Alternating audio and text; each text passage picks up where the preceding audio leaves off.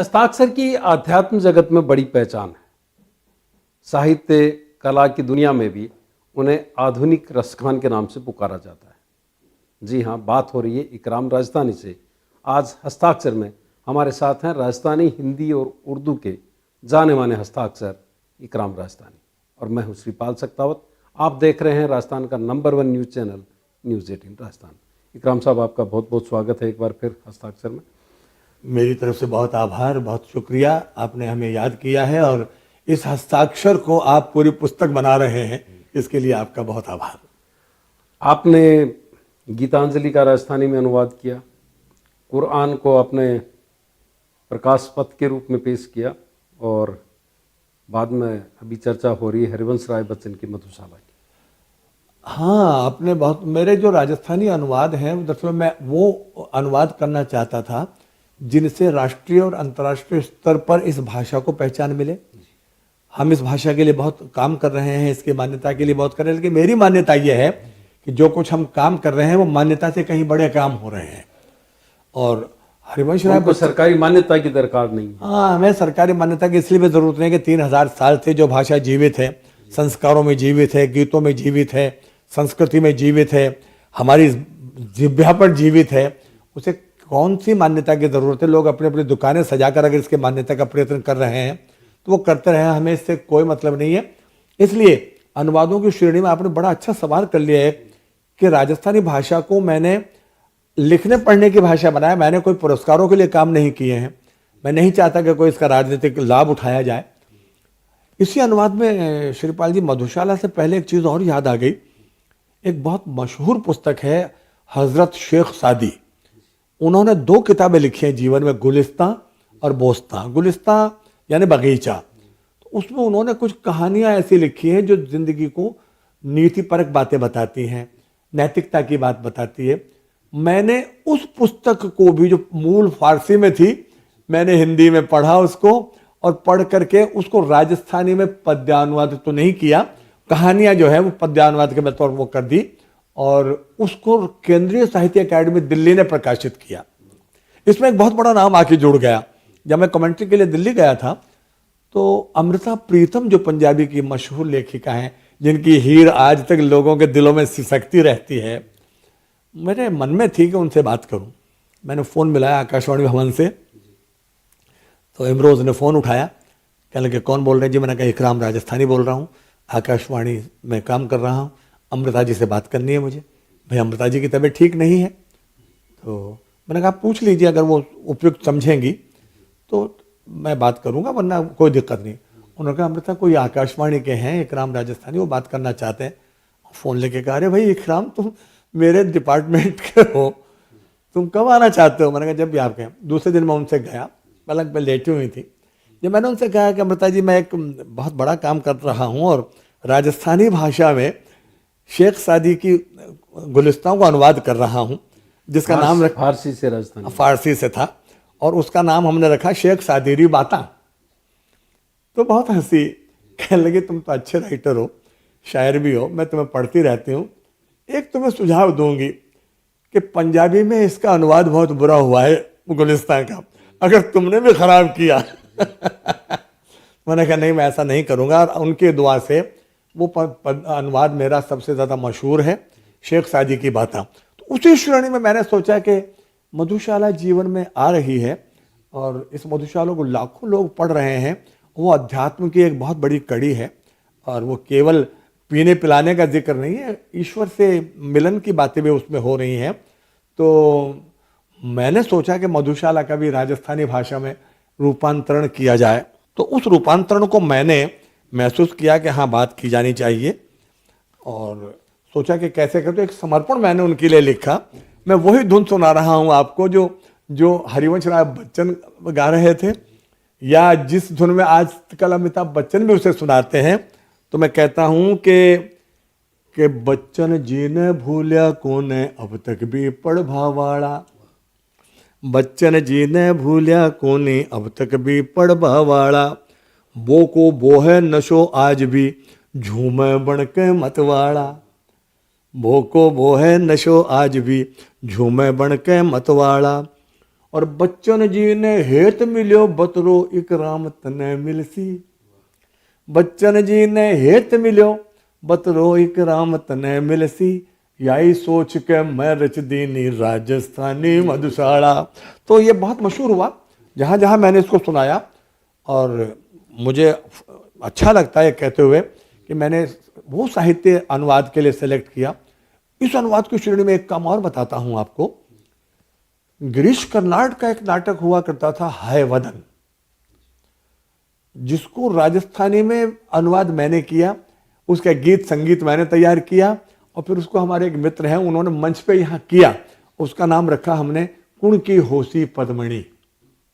तो ये अनुवाद के अंदर भी मैंने इतने इतने कार्य कर लिए हैं कि मेरा ख्याल है कि जनता में इनकी पहचान अपने आप बनती जा रही है, और मुझे बड़ा सेटिस्फेक्शन भी है, संतुष्टि है कि मैं कोई अच्छा काम कर रहा हूँ। 40 के आसपास अब तक आपकी पुस्तकें प्रकाशित हो चुकी है, आपके कविता संग्रह, आपकी गज़लों की, शायरी की किताबें। हाँ, अनवरत चल रहा है, अभी तक तो मैं रुका नहीं हूँ, बल्कि यूँ कहिए कि बरसों फिरे हैं पाँव में छाले लिए हुए। अब अपना तो वही दौर दोबारा है इन दिनों। हम कभी रुके ही नहीं, चलते ही रहे। इसी चलने के दौरान मुझे एक और मंजिल रास्ते में मिली, और उस मंजिल का नाम है आकाशवाणी। उस पर बात करेंगे आकाशवाणी पर। एक ब्रेक ले लेते हैं, ब्रेक के बाद जारी रहेगा हस्ताक्षर। और आज हमारे साथ हैं राजस्थानी, हिंदी और उर्दू के जाने माने हस्ताक्षर इकराम राजस्थानी। ब्रेक के बाद एक बार फिर आपका स्वागत है। आज हस्ताक्षर में हमारे साथ हैं आधुनिक रसखान इकराम राजस्थानी। इकराम साहब, आकाशवाणी का आपका सफ़र भी बड़ा। आकाशवाणी का सफ़र तो बहुत लंबा सफ़र है श्रीपाल जी, और मेरा ख्याल है कि आकाशवाणी मेरे सपनों का सफ़र है। मैं तो ये कहना चाहता हूँ कि आकाशवाणी मेरी आत्मा है। 1955 में 9 अप्रैल 1955 को जब आकाशवाणी जयपुर शुरू हुआ, उस समय से मेरे फादर लाइव ब्रॉडकास्ट में फोक म्यूजिक के आर्टिस्ट रहे। तो 46 में जन्म हुआ, तो 57 के आसपास में मैं उनकी उंगली पकड़कर इस प्रांगण में आने लगा। बचपन जो वहाँ बीता, तो जिंदगी में 2 ही ख्वाब देखे थे कि या तो किसी कॉलेज में प्रोफेसर या लेक्चरर बनना चाहिए, या फिर आकाशवाणी सबसे अच्छी जगह है। खैर वो सपना तो पूरा नहीं हुआ कि सारी चीज़ें प्रोफेसर बनूँ और लेक्चरर बनूँ। अध्यापक ज़रूर बन गया, और 1964 से लेकर 1974 तक कालाडरा में एक छोटा सा गांव का स्कूल है, वहाँ मैंने अध्यापन का काम किया, पढ़ाने का। 11वीं क्लास पास करके ये काम शुरू किया था। कॉलेज का मुंह नहीं देखा, विश्वविद्यालय कभी गया नहीं, और सब कुछ प्राइवेट, एमए और बीए और बीएड और सब कुछ करके 1974 में आकाशवाणी में आ गया। 1974 में जब आकाशवाणी में आया तो ये कह सकते हैं कि पहला प्यार आपका आकाशवाणी। हाँ बिल्कुल, क्योंकि आकाशवाणी शुरू से मेरे कानों में गूंजती है, मेरे दिल में धड़कती है, और कभी कभी लगता है कि मैं शायद आकाशवाणी के लिए ही बना हूँ। 74 में जब मैं अनाउंसर बन के आ गया, लेकिन जज्बा बहुत था काम करने का श्रीपाल जी। अनाउंसर में रहा 2 साल, इसके बाद फिर एक लिमिटेड सिलेक्शन की पोस्ट आई, मैं स्क्रिप्ट राइटर बन गया डिपार्टमेंटल। 2 साल 4 साल वहाँ काम किया, फिर एक प्रोड्यूसर की पोस्ट आई, वहाँ पर मैं फिर प्रोड्यूसर बन गया। फिर इनको मर्जर हो गया आकाशवाणी के स्टाफ के कलाकारों का, परमानेंट लोगों का, तो उसमें आने के बाद में मैं असिस्टेंट स्टेशन डायरेक्टर बन गया, फिर डिप्टी डायरेक्टर बन गया, फिर जोनल हेड बन गया, डायरेक्टर बन गया। तो आकाशवाणी दरअसल में एक ऐसा मीडिया है जो हमें बात करने का सलीका सिखाता है, बोलने का तहजीब सिखाता है। अच्छा, आप तो रेडियो के उस दौर से आपका जुड़ाव रहा है रेडियो का, जब रेडियो ही सब कुछ था, जो मैं संचार तो का कहना माध्यम। चाहता हूं कि ये एक छत्र राज्य था हमारा, एक चक्रवर्ती सम्राट हुआ करते थे हम लोग उस समय के, और हमें सुनने के लिए लोग बेताब रहते थे। उस दौर में कुछ लिखा हो, याद आ रहा हो आप? उस दौर के तो सारे गीत और सारे रचनाएं मेरी उस दौर की ही हैं। ये जो गजलें वजलें सारी हो रही हैं कि वफाओं के बदले जफाएं मिली हैं, हमें प्यार में बस सजाएं मिली हैं, आकाशवाणी के आने के बाद में हमें हर मीडिया को समझने का मौका मिला, हर विधा को जानने का मौका मिला। हम गीत लिखते थे, रूपक लिखते थे, ड्रामा लिखते थे, इन चीज़ों को जानने का मौका मिला। तो और फिर सबसे ज़्यादा मुझ में जो बोलने की एक ललक थी, उसने मुझे आकाशवाणी से बहुत ज़्यादा जोड़ा। मैं अनाउंसर रहा तब भी, और मैं डायरेक्टर रहा तब भी, माइक्रोफोन मुझसे कभी नहीं छूटा। युवाणी कार्यक्रम का तो मैं स्टार ही हुआ करता था। मुझे अब तक याद है कि जब मैं कभी बाजार में निकला करता था अपने साइकिल लेकर के रेडियो की नौकरी करने के बाद में, और पत्रों को उत्तर दे करके रिकॉर्ड करके आ जाता था, तो पान की थड़ियों पर मुझे सुनने के लिए मैंने भीड़ ऐसी देखी है जैसे रामायण महाभारत के सीरियल में लगती है। इतना प्यार लोग मुझसे करते थे। अच्छा, ये जो गीत आए थे उस दौर में, पल्लो लटके या दूसरे जो राजस्थानी गीत, ये उसी दौर के गीत हैं? हाँ, ये सब उसी दौर के गीत हैं। अब उसके बाद तो सारा अध्यात्म हो गया, कुरान हो गया, गीतांजलि हो गई, ये सब कुछ उसी गीत दौर। सुना पाएंगे इकराम साहब? ये पचरंगी लहरारो रंग उड़ जावे लो, पचरंगी लहरारो रंग उड़ जावे लो, जरा सो ऊंचो ले ले, जरा सो ऊंचो ले ले, नहीं तो पल्लो भीग जावे लो। एक बहुत सुपर हिट गीत हुआ था मेरा। जीजा जो बनियो जलेबी भरी रस की, थारी साथ चलो ले मारे जचगी, साड़ी साची साची खे दे थारा घट की, थारी जीजा पे नजर कया अटकी। ये वो गीत हैं जो समाज की बुराइयों को भी ढूंढ रहे थे। हमारे अनमेल विवाह जो हो रहे थे उस समय, उनको भी ढूंढ रहे थे। और काफी मतलब उसमें आया था, चूंदड़ी न फट्या कई दिन होगा, कद आवेलो बलम भरी हटवाड़ो। ये हटवाड़ा और ये सारे आज की नई पीढ़ी उस वक्त का, और आज की नई पीढ़ी को तो पता भी नहीं है। और आकाशवाणी में अच्छा, आपने जो आपके गीतों में कई जगह संघर्ष दिखता है, वेदना दिखती है, संघर्ष का दौर भी आपका बड़ा रहा है? संघर्ष का दौर तो यह है कि जब हम राजघरानों से हमारा मुक्ति हुई, पिताजी वहाँ नौकरी करते थे, जब 57 में आसपास में कहीं जागीरदारी खत्म हुई। हमारे पास भी जागीरदारियां तो थी, लेकिन वो सब कुछ खत्म हुई, दौर बुरा आ गया। तो फिर हमारे पिताजी स्कूल में टीचरशिप में आ गए, तो वो हमारा दौर सबसे बुरा रहा। हमें चौमू से लेके काला डरा तक मैं साइकिल से जाता था, पिताजी को साइकिल पे बिठा के लेके जाता था। कभी जब कोई ट्रक मिल जाता था तो उसमें साइकिल ट्रक में डाल के लाते थे। तो उस जमाने के दौर को मैं भूल नहीं सकता। आज भी आंख बंद करते ही वही दिखता है। और मुक्तक ये बनता है कि नीम के पत्तों पे सावन भी चला आता है, नीम के पत्तों पे सावन भी चला आता है, माँ का लीपा हुआ आंगन भी चला आता है, और ये मेरी उम्र भी मुड़ मुड़ के चली आती है, गांव जाता हूं तो बचपन भी चला आता है। वो बचपन मुझे अभी तक याद रहता है। एक ब्रेक ले लेते हैं इकराम साहब, ब्रेक के बाद जारी रहेगा हस्ताक्षर। और आज हमारे साथ हैं साहित्य और संस्कृति के नवरत्न। ब्रेक के बाद एक बार फिर आपका स्वागत है। आज हमारे साथ हैं हिंदी, उर्दू और राजस्थानी के जाने माने हस्ताक्षर इकराम राजस्थानी। इकराम साहब, अभी माँ पर आपकी लिखे बोलों को जब सुन रहा था तो मुझे मुन्नवर राना याद आ गए। जी जी, आपने मुन्नवर राना, वसीम बरेलवी, निदा फाजली, राहत इंदौरी, इनके सबके साथ देश दुनिया में जी मैं साझा किए। बड़े पुराने ज़माने की बात आपने याद दिलाई है, ये जहन में बहुत चीज़ें तैरने लगी। मैं राहत इंदौरी के साथ मेरे ख्याल से 80s में 84, 85 में निम्बाड़ा मुशायरे में मैं पढ़ रहा था। उस ज़माने में मैंने अपने साथ में कैफ भोपाली साहब को सुना है, और उस ज़माने में मैं उन प्रोग्राम्स को कंडक्ट कर रहा था। अभी लेटेस्ट ये हुआ कि बहुत से मुशायरे पढ़े, बहुत से मुशायरों की निज़ामत की, कवि सम्मेलन पढ़े, और एक बार मुझे ICCR के ज़रिए विदेश भी जाने का मौका मिला। ओमान जाके आया मुशायरे में। उस मुशायरे में आपने बड़े अच्छे लोगों के नाम याद दिलाए। निदा फाजली मेरे साथ थे, राहत इंदौरी मेरे साथ थे, मुनव्वर राना मेरे साथ थे। तो ये जितने भी लोग हैं, वसीम बरेलवी मेरे साथ थे। इन लोगों ने मुशायरों को एक नई जिंदगी दी है, और मुशायरों के ज़रिए इन्होंने अपनी पहचान बनाई है। लेकिन चूँकि हम लोग मीडिया के लोग थे, रेडियो के लोग थे, टेलीविज़न के लोग थे, हमारी पहचान अलग से वैसे भी बनी हुई थी।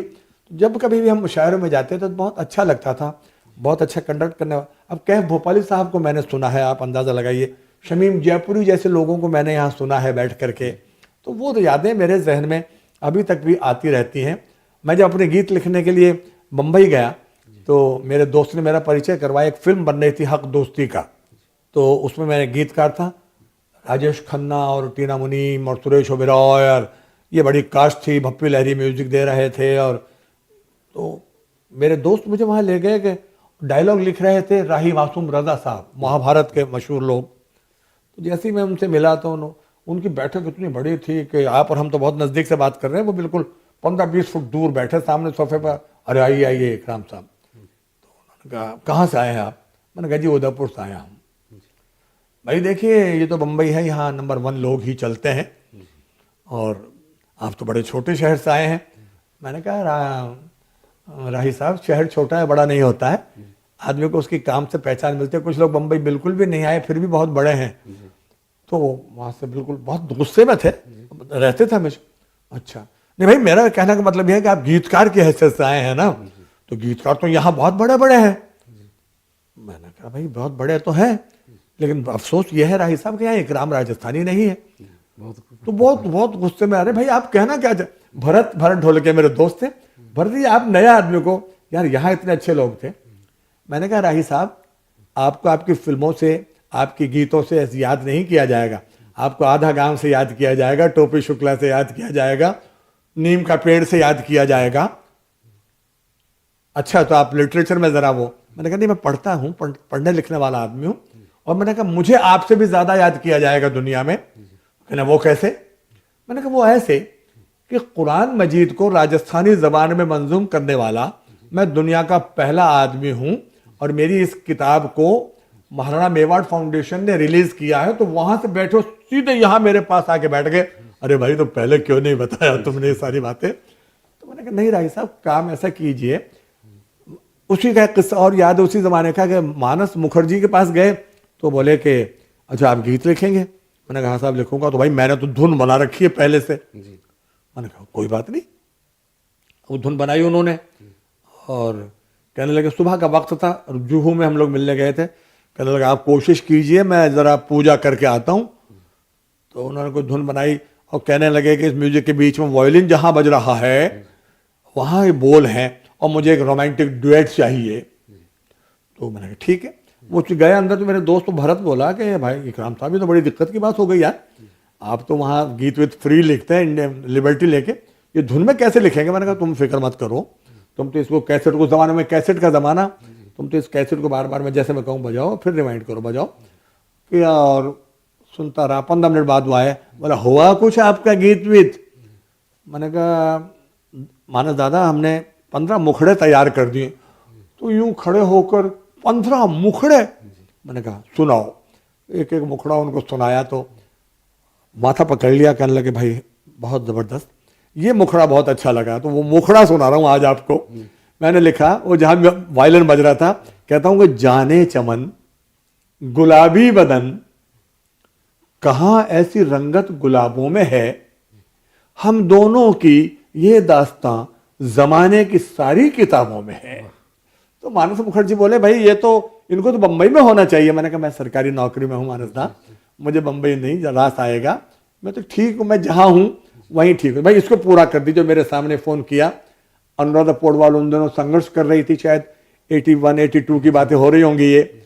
अरे भाई अनुराधा कल तुम आओ और एक गीत रिकॉर्ड करो। और अनवर थे उस वक्त के सिंगर एक, उनको बुला के दूसरे दिन ही वो गाना रिकॉर्ड किया। तो मतलब फिल्मों में भी मेरा काम रहा। बस ये हुआ कि मैं एक जगह टिका नहीं, क्योंकि मुझे मेरी नौकरी ने बांधे रखा।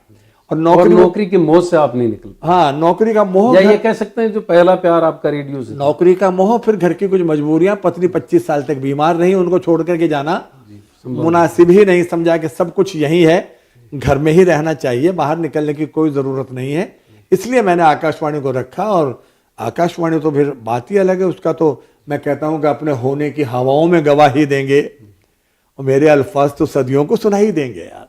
जब सेल्फ असेसमेंट करते हैं तो आप किस रूप में अपने आप को पहचाना जाना पसंद करते हैं? एक उद्घोषक के रूप में, एक कमेंटेटर के रूप में, एक रेडियो से शुरुआत से लेकर के डायरेक्टर तक पहुंचने वाले व्यक्ति के रूप में, लेखक के रूप में, गजलकार के रूप में, शायर के रूप में, या कवि के? आपने बड़ा उलझा हुआ, बड़ा क्लिष्ट सवाल कर लिया, चूंकि मेरे कितने रूप आपने एक साथ गिना दिए। इतने रूपों को मेरा ख्याल से सबको मिलाने के बाद ही एक शख्सियत बनती है, जिसका नाम है इकराम राजस्थानी। आपके पास में जिस गांव की कहानी है, किसी पनघट की, किसी खेत की निशानी है, मैं उसी मिट्टी से कुछ गीत लिखता रहता हूं। मेरा तो नाम ही इकराम राजस्थानी है। तो मैं तो अपने आप को इकराम राजस्थानी के रूप में ही देखना चाहता हूं, मुझे कहीं और चाह नहीं। हाँ, लेकिन मूल रूप से श्रीपाल जी बताना चाहता हूं कि मेरा जो मूल रूप है वो एक कवि और शायर का ही है, जो मैं महसूस करता हूं अंदर से। दुनिया मुझे उद्घोषक के रूप में, कमेंटेटर के रूप में बहुत पसंद करती है, लेकिन जो मेरा अंदर का ज्ञान है सारा, वो मेरा ख्याल से उसमें ही निकल के आता है। और उस तृप्ति आपको उसी से तृप्ति मुझे उसी से मिलती है। मैं कुछ भी कर लूं, लेकिन जब तक मैं कुछ सोचूं नहीं, कुछ लिखूं नहीं, और ये रात और दिन मेरे प्रोसेस अंदर से चलता रहता है, तो अच्छा लगता है गीत लिखना, गजल लिखना, कविता लिखना। वैसे तो मजबूरी है कि जो लोग हमसे कमर्शियली भी कभी कभी लिखाते हैं कि साहब हमारे पिताजी के 50वीं सालगिरह है शादी की, उस पर कोई गीत लिख दो, तो हम लिखेंगे। लेकिन जो मूल रूप से लेखन है वो अंदर से बड़ी शांति देता है, बड़ी तृप्ति देता है। और यही मेरा ख्याल से अभी मेरी लेटेस्ट किताब जो आई है वाणी प्रकाशन से, कलम जिंदा रहे, मैं मूलतः कलमकार ही रहना चाहता हूँ। बहुत बहुत आभार आपका, तो इतना वक्त दिया इसके लिए। तो ये थे इकराम राजस्थानी उर्दू और हिंदी के हस्ताक्षर। खबरों के लिए देखते रहिए राजस्थान का number 1 news channel news 18 Rajasthan.